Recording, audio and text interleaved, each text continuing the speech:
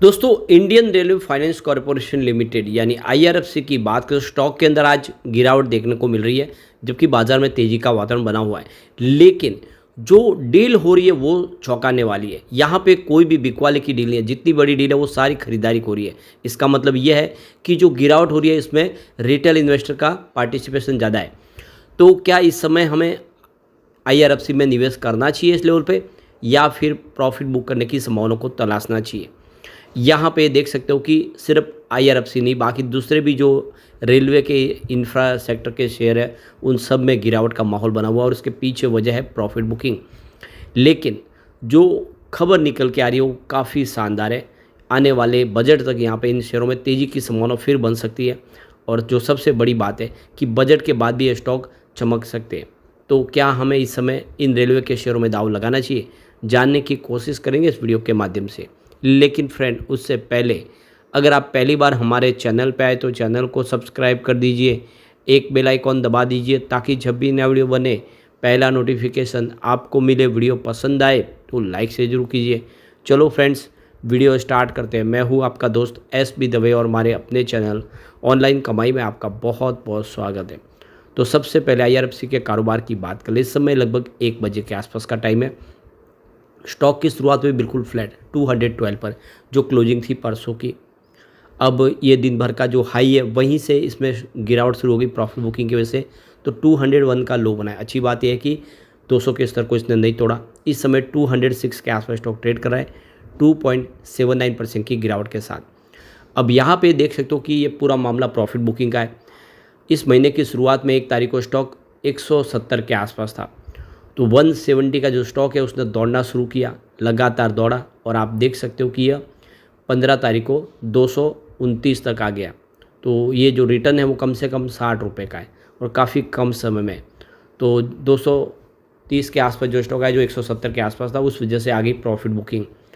तो पिछले 3 trading session से इसमें प्रॉफिट बुकिंग हावी है। 15 तारीख से ही आप देख लो कि स्टॉक 230 से उसी दिन 216 पे आ गया था, और फिर क्लोजिंग परसों की 212 के आसपास थी, आज 206 तक आया, और इंट्राडे में आप देखें तो 200 तक भी आया। यानी कुल मिला के जो तेज़ी बनी थी उसमें आधी यहाँ पे वापस गिरावट हो गई है।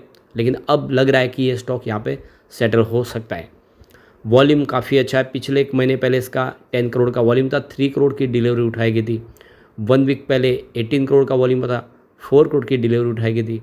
और परसों 10 करोड़ का वॉल्यूम था, 3 करोड़ की डिलीवरी उठाई गई थी। और आज लगभग 1 बजे के पहले ही 8 करोड़ का वॉल्यूम हो चुका है। यानी वॉल्यूम लगभग बढ़ता हुआ दिखाई देगा कल परसों के मुकाबले। तो आज देख सकते हो कि आईआरएफसी, आरबीएल, इरकॉन जैसे शेयरों में 6% के आसपास की गिरावट देखने को मिली है। तो लगभग सभी स्टॉक देख सकते हो कि चाहे आईआरएफसी हो या फिर रेल विकास निगम लिमिटेड, इरकॉन इंटरनेशनल या रेलटेल कॉरपोरेशन, सबके अंदर आज गिरावट है। और ये प्रॉफिट बुकिंग की चपेट में स्टॉक आ गए जो पिछले दिनों ज़बरदस्त दौड़ चुके। अब ये देख सकते हो इन्वेस्टर इन स्टॉक के अंदर प्रॉफिट बुकिंग करना चाहते हैं, क्योंकि स्टॉक बहुत ज़बरदस्त दौड़ चुके हैं। आईआरएफसी की बात कर ले तो इसने फ्राइडे को जो हाई बनाया था 224 के आसपास था, वहाँ से इस लेवल से 9% की गिरावट हुई है।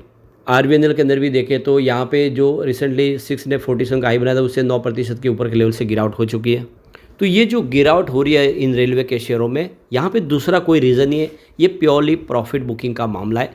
क्योंकि काफ़ी ज़बरदस्त स्टॉक दौड़ चुके थे, और ऐसे में कोई भी चाहता है कि एक बार प्रॉफिट बुक कर लिया जाए। ये सारे के रेलवे के जो स्टॉक है ये पिछले 1 साल में 70% से लेकर 500% का ज़बरदस्त रिटर्न दे चुके। और जो सबसे शानदार रिटर्न दिया वो है आईआरएफसी ने, 530% का बम्पर रिटर्न दिया स्टॉक ने। आरबीएनएल ने भी 390% का रिटर्न दिया है। रेलटेल 270 दौड़ा है, और इरकॉन और जुपिटर वैगन की बात करें तो 260% की तेज़ी बनी है। ओवरऑल देखें तो रेलवे के शेयरों में जो सबसे बड़ा जो विनर साबित हुआ वो आईआरएफसी हुआ है, और इसी वजह से ये थोड़ा सा आप देख सकते हो कि प्रॉफिट बुकिंग की संभावना बन रही है। लेकिन जो सबसे बड़ी बात है कि ये स्टॉक आने वाले समय में ज़बरदस्त प्रदर्शन फिर कर सकते हैं। और आरबीएनएल जैसे स्टॉक है जिसका 80,000 करोड़ की ऑर्डर बुक है, और ऐसे में हम कह सकते हैं कि ये सारे जो स्टॉक है आने वाले समय बहुत ज़बरदस्त और बेहतर रिटर्न दे सकते हैं हमें। अब आप देख लो कि जो रेलवे के स्टॉक है वो इंटरिम बजट के समय भी 101% दौड़े थे। काफ़ी ज़बरदस्त लोगों को रिटर्न दिया था कम समय में। तो यहाँ पे देखो कि आरबीएनएल के शेयर में जिसने 1 फरवरी के आसपास जो इंटरिम बजट है उस समय अगर निवेश किया होगा तो उसका जो इन्वेस्टमेंट है वो डबल हुआ है। दूसरे जो स्टॉक है उन्होंने भी बहुत ही ज़बरदस्त रिटर्न दिया है।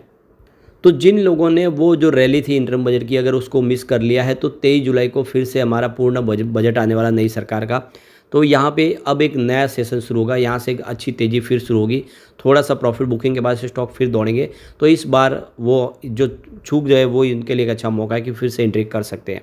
इंटरिम बजट में देखें तो रेलवे इंफ्रा के लिए जो बजट एलोकेशन किया था वो 2.6 लाख करोड़ के आसपास था, जो ईयर ऑन बेसिस पे 5% की वृद्धि दर्शा रहा था। इस बार बजट और शानदार रहने की पूरी उम्मीद है। जो रेलवे का बजट है वो इस समय मॉडर्नाइजेशन, सेफ्टी और स्पेशली देखें तो नए स्टेशन को फिर रिडेवलप करना है, फ्रेट कॉरिडोर को बनाना है, ये सारी जो बातें, इसके लिए बजट तो चाहिए और इस बार बजट में वो सारी ऐलान तो होगी। इसके अलावा high speed rail metro project शुरू हो चुके हैं और रेलवे का इलेक्ट्रिफिकेशन हो रहा है, रोलिंग स्टॉक्स। इसके अलावा वंदे भारत ट्रेन, वंदे मेट्रो, नमो भारत ट्रेन, ये कवच की जो एंटी ट्रेन कॉलिशन सिस्टम है, इन सब के ऊपर खर्च बहुत ज़्यादा होने वाला है। तो प्रभुदास लीलाधर का कहना है कि ये अच्छा मौका है रेलवे के शेयरों में दाव लगाने का। तो अमनीश अग्रवाल का कहना है कि सरकार इस बजट में भी इन सब के ऊपर खास फोकस रखेगी, रेलवे की सेफ्टी के ऊपर, रेलवे के आने वाले रेलवे को मॉडर्न टेक्नोलॉजी से लैस करने के लिए, और इलेक्ट्रिफिकेशन, फ्रेट कॉरिडोर हो और अलग अलग जो ट्रेनें जो शुरू होने वाली है, और इसीलिए निवेश करना चाहिए निवेशकों को लॉन्ग टर्म का नजरिया लेके। नोमा एनालिस्ट का भी कहना है कि इस बार भी बजट में आगे की संभावना जो है तेज़ी से बनी रहेगी और जो ईयर ऑन बेसिस पे ग्रोथ है वो 15 से 20% के पास रह सकती है। पर यहाँ पे गौर करने वाली बात है कि ऑलरेडी स्टॉक बहुत ज़्यादा दौड़ चुके हैं, तो इस समय जो वैल्यूशन है वो थोड़ा सा हाई दिख रहा है, एक्सपेंसिव दिख रहा है स्टॉक। तो शॉर्ट टर्म में यहाँ पे देख सकते हो कि हो सकता है प्रॉफिट बुकिंग आए। तो शॉर्ट टर्म इन्वेस्टर को इस समय प्रॉफिट बुकिंग के बारे में सोचना चाहिए। जो लॉन्ग टर्म इन्वेस्टर है उनको बने रहना चाहिए, क्योंकि थोड़ी सी तेज़ी गिरावट के बाद, प्रॉफिट बुकिंग के बाद स्टॉक फिर तेज़ी से दौड़ सकते हैं। अगर आपका नज़रिया 5 से 10 साल का है तो ये काफ़ी अच्छा मौका है, या फिर थोड़ा डीप में धीरे धीरे खरीदारी के बारे में सोचते रहे, जैसे स्टॉक नीचे आए उसमें खरीदारी करें। अब चलते हैं कुछ बड़ी डील की तरफ। तो सुबह 9:19 पर 207 की प्राइस से 3,86,000 शेयरों की एक प्रॉफिट बुकिंग हुई। उसके बाद 9:29 पर 205 की प्राइस से 3,15,000 शेयरों की एक बड़ी खरीदारी हुई। फिर 9:31 पर 204 की प्राइस से 4,41,000 शेयरों की शानदार खरीदारी हुई। तो फिर 9:48 पर 206 की प्राइस से 2,48,000 शेयरों की खरीदारी और हुई। फिर 10:13 पर 207 की प्राइस से 2,42,000 शेयरों की एक खरीदारी और हुई। तो फिर 10:29 पर 204 की प्राइस से 2,52,000 शेयरों की खरीदारी और हुई। फिर 11:26 पर 204 की प्राइस से यहाँ पे 47,57,000 शेयरों की बम्पर खरीदारी हुई, यानी किसी बड़े फंड हाउस ने लगभग 50 लाख के आसपास शेयर खरीदे इस लेवल पे। फिर 11:52 पर 205 की प्राइस से 2,56,000 शेयरों की खरीदारी और हुई। तो फिर 12:26 पर 206 की प्राइस से 2,22,000 शेयरों की खरीदारी और हुई। तो क्लियरली देख सकते हो कि सुबह एक बिकवाली की डील, उसके बाद में एक भी बिकवाली की डील नहीं है। भले ही इस समय स्टॉक के अंदर गिरावट हो, लेकिन बड़े फंड हाउस इस गिरावट का फायदा उठा के जम के खरीदारी करें, और ये जो सारी की सारी जो डील हो रही है वो इशारा करिए कि फिर से इस स्टॉक के अंदर शानदार तेज़ी बन सकती है। तो बिल्कुल इस मौके का फ़ायदा उठा के IRFC में निवेश करना चाहिए। IRFC आने वाले समय कमाल कर सकता है। लेकिन फ्रेंड, कोई भी इन्वेस्टमेंट करने से पहले अपने फाइनेंशियल एडवाइस बड़े ले लें या अपना खुद का रिसर्च करें, क्योंकि मैंने वीडियो आपके एजुकेशनल पर्पज़ के लिए ही बनाए। वीडियो पसंद आए तो लाइक से जरूर कीजिए और चैनल को सब्सक्राइब कर दीजिए। Thank you friends.